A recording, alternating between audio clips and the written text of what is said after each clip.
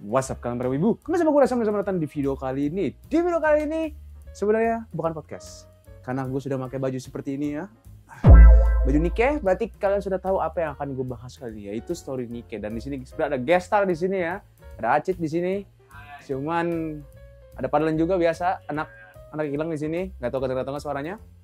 Tapi kali ini bukan podcast. Kali ini gue akan melanjutin story penjelasan story Nike yang dari chapter 3 sampai 4 kali ini. Karena 4 ini udah lumayan banyak ceritanya. Dan gue buat video ini lagi karena ada salah satu komentar yang request untuk lanjutan Nike, karena katanya sih, gue gak tahu sih, belum ngecek. Di Indonesia itu belum ada yang ngejelasin story-nya. Jadi I take the chance. Nah, sebelumnya kan kita di akhir chapter 2 itu kita cuman ketemu sama CEO kontol yang bernama Xuan, ingat lah? Yes. Dan kalau gak salah kita cuma kasih misi doang ya. Dan akhir di surface alias di daratan. Nah, kali ini kita dikasih tahu di chapter 3 kayak misinya apa sih yang harus kita cari gitu kan. Tapi di chapter 3 ini nggak terlalu banyak. Di chapter 3 ini by the way, gue kalau ngeliat ke bawah, gue lagi liat tablet gue karena gue lagi liat skripnya. Di sini kita kasih tahu nih misi yang dikasih oleh si Xuan Kontol ini untuk kita apa. Jadi kita disuruh mencari sebuah rapture yang bernama Chatterbox, atau kalau dub Jepang yang bernama Talk Active. Ya, gue tahu agak aneh karena Acit sendiri pun juga bilang aneh itu kata-kata aktif. Nah, jadi kita kenapa sih disuruh mencari Chatterbox? Karena Chatterbox ini berbeda dari rapture yang lain yang udah kita temuin di awal-awal. Dia ini punya mindnya sendiri, dia punya pikirannya sendiri. Kenapa? Jadi bisa dibilang dia unik di antara rapture. Dan sebenarnya nanti akan makin banyak, tapi itu untuk chapter yang lain aja. Chapter selanjutnya gue ceritain. Jadi di sini kita juga dikasih tahu kalau Yuni sama Mihara ini ada squad yang khusus nih dibuat oleh Xuan. Jadi squad Mihara sama Yuni ini gue lupa namanya apa. Mungkin nanti akan gue kasih ke Cit. Cit, ingetin gue ya, Cit. Ya, Cit udah balas tuh. Squad khusus ini adalah untuk mencari rapture dan menangkap rapture. Nah, jadi si Xuan ini kayaknya suka eksperimen sama rapture. Jadi dia buat squad khusus yang bernama, ya itu pokoknya gue nggak tahu namanya apa. Lalu juga di sini kita dikasih tahu skill-skillnya Mihara sama Yuni nih. Mihara ini kalau bisa dibilang kayak untuk dua ini gue agak lupa jujur skillnya, karena ini udah lama banget gue mainnya, dan gue juga baru baca lagi tadi pas kemarin kita buat skrip ini. Seingat gue itu Mihara itu skillnya itu dia bisa kayak ngasih sakit atau kayak koneksi gitu pokoknya. Jadi kayak misalnya si Padlan nih, gue Mihara nih, si Padlan nih. Nah, Padlan gue koneksiin ke gue nih. Nah, gue sakitin diri gue sendiri, Padlan juga kena damage-nya gitu. Biasanya kayak gitu, untuk Mihara secara simpelnya kayak gitu. Nah, kalau Yuni ini bisa matiin rasa sensor-sensor dari rapture dan lain-lain. Kayak penglihatannya, rasa sakitnya mungkin gue gak tahu sih kayaknya. Rasa sakit, terus pokoknya apapun yang berhubungan dengan kayak, pokoknya sensor gitu bisa dimatiin sama Yuni. Mohon maaf kalau salah. Lalu di akhir chapter ini kita dikasih sebuah scene yang dimana Mihara ini mengasih hadiah ke Yuni. Dan untuk kayak gimana hadiahnya ya, lu pikir aja sendiri kayak gimana ya. Gue gak perlu detail-detail, atau kalian lihat di chapter yang itu terus kalian lihat adegannya, paling kalian udah tahu kayak gimana kan. Nah, kayak gitu pokoknya. Dan kalau misal kalian bertanya kenapa gue ngejelasin kayak rada-rada cepet, karena memang sebenarnya gue di sini nggak mau ngambil setiap story gue jelasin semua gitu. Maksudnya kayak cuman kata-kata biasa gitu gue jelasin, karena menurut gue itu makan banyak waktu. Jadi gue akan ngejelasin yang kalau bisa bilang garis besarnya aja ya Dilan ya. Kita cuman ngejelasin garis-garis besarnya aja, kayak gimananya. Dan ya ini aja garis besarnya, depan yang chapter 4. Lanjut chapter 4 nih. Di chapter 4 ini kita lumayan dapet banyak info banget nih yang bener-bener kayak agak penting nih. Ya kan, terus besoknya di chapter 4 ini kita ketemu oleh Chatterbox ya, di tengah-tengah kalau nggak salah lagi nyari dia, ya kan. Atau lebih tepatnya Chatterbox yang nemuin mereka, bukan kita yang nemuin Chatterbox. Karena di sini Chatterbox itu kayak bikin bukan penghalian, kayak penghalian ya jatuhnya. Trap lah, gampangnya gitulah, trap. Jadi si Chatterbox bikin trap ya kan, terus abis itu Yuni langsung bilang kalau dia kenal sama footprintnya itu adalah footprint Chatterbox ya kan. Terus Mihara di sini pun langsung nyerang ya kan, dan abis itu ya battle biasa. Tapi ya karena Chatterbox tahu kayak dia kayaknya tahu skillnya Mihara, jadi dia langsung kayak oke, gue tembak tangan gue, karena kan jatuhnya kayak share sense gitu kan si Mihara ini skillnya. Jadi dia kayak, kalau lu bisa nyakitin gue dengan cara lu nyakitin diri sendiri, kalau gitu gue juga bisa gitu kan. Jadi dia langsung nembak tangannya, putusin ya kan. Dan ini damage-nya gede ke Mihara, sampai Mihara pun akhirnya pingsan ya kan. Ya agak understandable sih, Chatterbox berarti emang bener-bener unik ya, karena dia punya pikiran sendiri, terus dia kayak bisa adapt ke battle-battle apapun gitu kan. Terus di sini karena Yuni terbawa emosi karena ngeliat, gue nggak tahu sebutannya apa, Onesan atau apa lagi itu, mungkin BBP kali, gue nggak tahu. Pingsan karena kena sakit, dia pun juga nyerang, tapi dengan hasil yang sama seperti Mihara, dia juga pingsan. Karena dan kalau kalian penasaran, Yuni ini ngambil sensor apa di sini? Yuni itu ngambil sensor penglihatannya si Chatterbox. Mungkin karena Chatterbox instingnya kencang kali ya, gue nggak tahu ya. Jadi dia bisa kayak tahu posisi Mihara Yuni di mana gitu. Nah, lalu di tengah-tengah battle nih, Rapi nyerang Chatterbox, dan di sini ada salah satu kata yang menurut gue ini lumayan agak penting untuk penjelasan selanjutnya, yaitu Chatterbox bilang Nike, yang dimana dia bilang ini adalah fairy tale model Red Hood. Nah, bagi kalian yang nggak tahu nih ya, jadi itu fairy tale model itu adalah squad Pilgrim. Jadi kalau nggak salah gue jelasin di chapter yang awal-awal, tapi akan gue jelasin lagi. Pilgrim itu adalah kayak Nike yang dimana dia itu selalu berjelajah di atas daratan, bukan, dia nggak pernah ke Ark. Jadi dia kayak nggak mau ke Ark gitu pokoknya sampai bener-bener reclaim surface. Ya kan, itu untuk sekarang ya penjelasannya, nanti akan berubah karena gue nggak mau spoiler banget. Nah, dan kalau misalnya kalian bertanya maksudnya fairy tale model Red Hood, jadi basically ada sebuah pilgrim. Ini sama sekali dari chapter yang gue main pun juga belum pernah diliatin model Red Hood kayak gimana. Jadi Red Hood ini kayak salah satu squad atau Nike yang legendaris.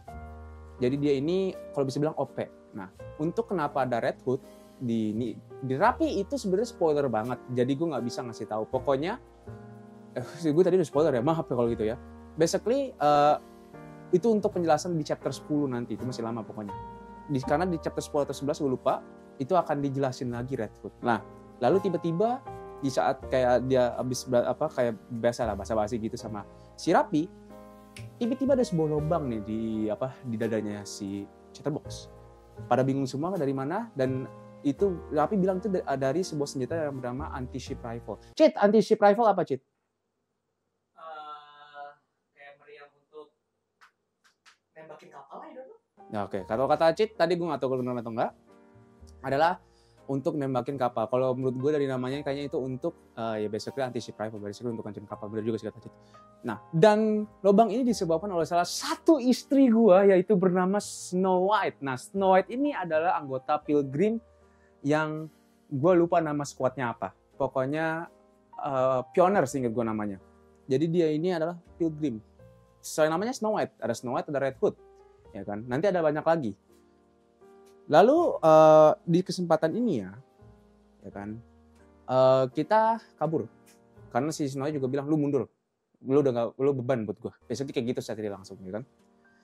Lalu kita mundur di sini sambil bawa Mihara dan Yuni yang udah kena heavy damage banget ya kan. Terus abis itu setelah kita nyari camp, kita nyari kayak tempat untuk istirahat dulu gitu kan. Nah di saat kita lagi istirahat, kita dikontak oleh Shifty ya kan. Bagi kalian yang nggak ingat Shifty itu siapa, Shifty itu basically kayak Shifty itu bilang operator kita ya. Dan dia ini bukan AI, dia ini ada asli.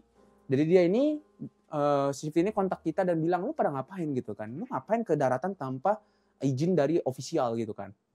Seperti yang gue bilang di awal-awal, gue nggak tahu bilang atau nggak sih, gue lupa. Jadi basically misi yang kita jalanin ini adalah ilegal atau misalnya nggak ofisial ya kan, karena ya yang ngasih sabar, gue belum selesai. Jadi basically yang ngasih misi ini bukan ofisial adalah yaitu ngentot kan. Basically yang ngasih misi ini ke kita itu bukan official ketinggian, itu kayak seseorang bernama Anderson, tapi ini dari Shuen. Walaupun Shuen itu kayak kepala manufaktur Nike yang misi list, tapi tetap aja seharusnya kan dia kayak kontak dulu. Biasalah gitu lah, dari atasan kayak manajer ke atasan gitu kan, ke CEO. Cuman nggak ada. Jadi makanya kayak Shifty itu kayak agak marah di sini, kayak kok lu malah jalanin misi ilegal gini sih pokoknya. Pokoknya pulang-pulang ada konsekuensi. Gitu kan katanya kan. Dan kita dikasih titik koordinat untuk ketemu atau dijemput, lebih tepatnya dijemput oleh anggota Nike lain dari Ark. Nah, di tengah-tengah kita pengen ke koordinat, kita dikontak sama salah satu CEO yang bernama Shuen lagi. Shuen kontol mengontak kita lagi, dan dia di sini menggunakan kata-kata yang sangat mutiara untuk kontak kita, sampai di game pun sampai ada sensornya sendiri gitu. Pokoknya gue lupa apa pokoknya lah, basically kayak gitu kan. Pokoknya gue lupa kata-katanya kayak vulgar language detected atau apa pokoknya itu. Bener-bener disensor langsung dari game ya. Nah, di sampai koordinat, kita yang berharap kayak dijemput happy merry go gitu kan, ternyata enggak, ada ada 200 rapture yang nunggu kita. Ya kan? Tapi di saat kita, kalau nggak salah battle juga kita di situ. Battle, tapi di tengah-tengah battle itu akhirnya ada yang nolongin kita. Nah, yang nolongin kita dulu ada penjemputan kita, sekarang ada squad Nike yang kalau bisa bilang squad terbang kayak squad top 3 gitu lah seinget gue di Ark yang bernama Absolute. Sekaligus mantan squadnya si Rapi. Jadi Rapi ini pernah satu squad sama squad Absolute ini ya kan. Karena di sini kita dikasih briefing sedikit kayak masa lalunya Rapi gitu kan. Karena ya jatuhnya Rapi masih misterius ya masih sampai chapter yang baru pun. Nah, di saat di Ark kita dipertemukan oleh salah satu AI super yaitu Enik. Nah, gue akan ngasih tahu sedikit aja. Enik ini akan jarang banget kita lihat di chapter selanjutnya seterusnya sampai chapter 22 yang lagi gue mainin sekarang. Gue nggak tahu kenapa. Pokoknya basically ini AI cuma disebut doang namanya, tapi nggak pernah diliatin karakternya kayak gimana. Cuman di sini doang diliatin. Sama nanti chapter 22, ya kan. Lalu kita dikasih konsekuensi karena yang ya kita lakuin gitu kan, yang dimana kita pergi ke atas tanpa perizinan dari ofisial. Yaitu kita kayak kalau nggak salah untuk komentarnya jujur gue agak lupa. Cuman yang penting ini adalah memory wipe. Jadi 2 Nike apa kenapa? Nggak boleh bertugas dalam 2 hari. Oh oke. 2 hari atau 2 minggu? 2 2 hari. hari. Oke, dapat info dari Padan. Jadi kalau kita komentarnya dapat konsekuensi kita nggak boleh pergi misi selama 2 hari, ya kan?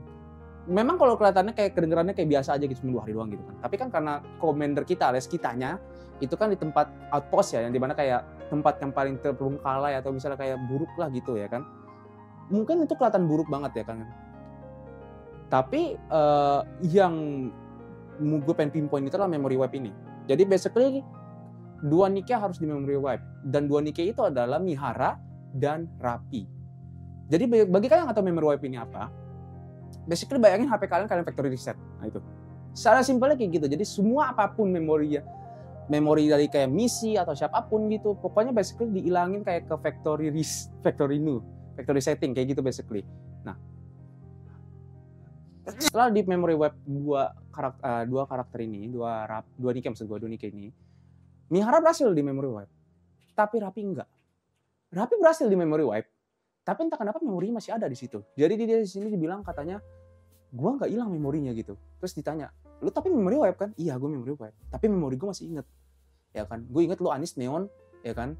Basically inget semuanya apapun gitu. Dan berdiskusi nih ya, dan Anis tuh agak kesel karena si Rapi ini tiba-tiba kayak ngasih tahu kayak rahasia yang kalau bisa bilang lumayan gede gitu kan. Karena kalau misalnya rahasia ini bocor sampai ke semua arc, mungkin si Rapi ini bakal diambil jadi kelinci percobaan gitu kan. Jadi dia agak kesel gitu kan. Soalnya dia mikir juga perasaan orang lain. Tapi itu nggak penting banget, ya kan. Dan akhirnya squadnya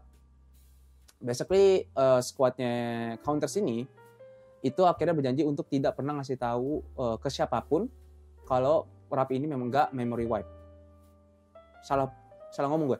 Maksud gue memorinya nggak hilang. Abis itu kita diperlihatkan Ingrid sama Anderson lagi berdiskusi nih tentang kejadian yang kita lakuin ini, ya kan. Terus dia kayak ngomong, nih Shuen nih, ketua misilis pakai kayak gini, goblok banget sih, tolol gitu kan. Tapi di tengah-tengah itu tiba-tiba si Ingrid ini bilang, kita mau pilgrim. Anderson di situ pun langsung, apa? Ketemu pilgrim? Anderson langsung kayak, ketemu siapa? Nggak dikasih tahu namanya siapa, ini kayaknya. Akhirnya Anderson kayak manggil kita, ya kan, dipromosi menjadi basically bawahan dia, dan bawahan dia ini bener-bener yang dimana kayak mau ketua misilis, Elysion, Tetra, ya kan, itu gak bisa kayak nyuruh-nyuruh kita sebenarnya. Pokoknya kayak basically kayak tertinggi gitulah, ya kan. Lalu kita pulang ke base kita outpost, lalu tiba-tiba besokannya datanglah karakter favorit kita semua termasuk padahal yaitu Shuen. Dia datang, ya kan, tapi di sini bukan penting, tapi cuma gue pengen ngasih tahu aja di sini si Shuen ditendang oleh Rapi karena ya basically kesel aja sih basically gitu kan, dengan alasan kalau Rapi ini nggak tahu kalau si Shuen itu siapa. Bilangnya alasannya dia ini baru memory wipe, jadi dia nggak inget siapa gitu kan. Jadi Rapi ngomong kayak, oh maaf Commander, saya kira dia musuh gitu kan. Basically kayak gitu secara simpelnya. Lalu kita di telepon Anderson bilang, hati-hati Shuen bakal ke lu, udah pulang kok dia gitu kan. Loh kok udah pulang cepet banget, mana ngapain dia, yang jemput siapa gitu kan, yang jemput ya, apa sih namanya, medic squad, anak medik gitu kan, langsung udah pulang. Lalu kita dipanggil oleh Anderson, gue ke office gua. Nah, di saat di office kita dikasih misi baru sama Anderson, kita disuruh kayak ke kutub gitu, pokoknya ke tempat banyak salju, gue lupa nggak tahu Rusia atau kutub, gue nggak tahu. Kita di situ disuruh kayak ke tempat factory lebih tepatnya sih, tapi sekaligus dia kayak ngasih misi, coba lo cari pilgrim lagi. Pilgrim yang kita temuin di bukan chapter, maksudnya sebelumnya, yaitu Snow White, ya kan, untuk mencari keberadaan Chatterbox. Lalu sebelum kita pergi, ya di akhir-akhir ini basically, sebelum kita pergi ke kutub, datanglah kita diperlihatkan oleh karakter baru bernama Mustang. Mustang ini adalah CEO Tetra, alias dia itu CEO manufacturer Nikkei yang bernama Tetra. Basically itu dari CEO-nya Anis lah kalau bisa bilang gitu. Pembuatnya Anis lah kalau bisa bilang gitu. Agak aneh gue ngomong Anis ya. Gue takut kenal loh ini orangnya. Basically kayak gitu. Nah Mustang ini, kenapa gue jadi cucok sih? Nah Mustang ini ngasih kita kayak, jujur sih dari semua karakter manusia yang gue suka Mustang sih. Dia agak aneh gitu. Unik lah kalau bilang gitu kan. Cara ngomongnya, cara pokoknya unik lah pokoknya tuh orang tuh.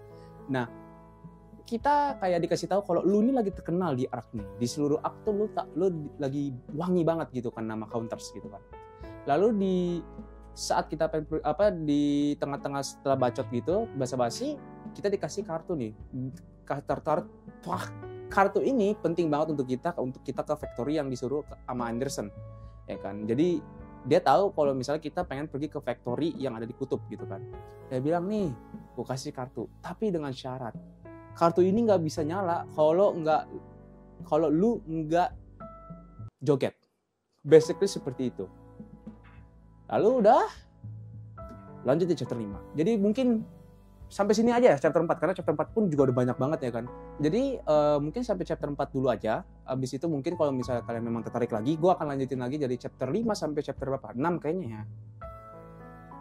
Yang chapter ketemu modernnya chapter berapa ya? 7 ya, pokoknya nanti kalau pengen kalau misalnya tertarik lagi kan gue lanjutin lagi, karena memang jujur ini setelah chapter ini bagus banget ceritanya, terutama chapter 10 itu bagus banget tuh. Pokoknya chapter 5, 6, 7 itu masih bagus banget chapter, menarik banget maksud gue, sorry. Jadi itu saja dari gue di video kali ini. Jangan lupa like dan subscribe, jangan lupa share ke teman kalian nih yang mungkin malas lihat story Nikkei terus pengen banget penjelasan, ya nggak singkat sih sebenarnya sih, cuman ya secara garis besarnya silakan lah kasih video gua gitu kan ke mereka, biar gua bisa ngasih makan Padlan sama si Acit tuh. Acit lapar dia tuh sekarang, lapar dia tuh kan. Jadi itu saja dari gua, sampai jumpa di video selanjutnya, bye bye.